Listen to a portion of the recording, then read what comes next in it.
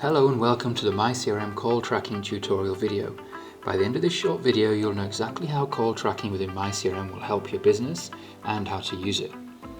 Call tracking on myCRM is a similar concept to the call tracking on Property Finder Manager that you may already be familiar with. Very simply, it's a tool that allows you to play back your conversations with your clients, or if you're a manager, help you with your quality assurance and staff coaching. Using call tracking is simple. Just log in and head to the Leads tab at the top. Just underneath, you'll notice it says Regular Leads and Calls. Regular Leads is where you record your clients' names, numbers, requirements, etc. To learn more about this, please see the video entitled Smart Lead Matching and MLS Reimagined. After clicking on Calls, you'll see the available filters with all of your recorded calls underneath. Clicking on the triangles next to the column headers will allow you to sort the list based on this field. For example, if you want to rearrange alphabetically by assigned agent, the person who received the call, then click on the up arrow next to where it says Assigned to.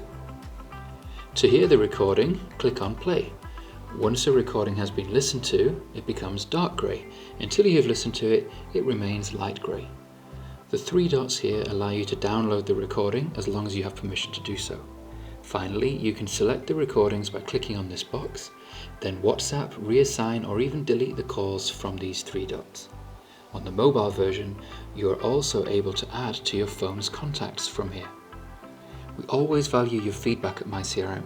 Please let us know your thoughts on call tracking by clicking the Give Feedback button, clicking the Chat button at the bottom left of the screen, emailing support@mycrm.com or by calling 800 myCRM.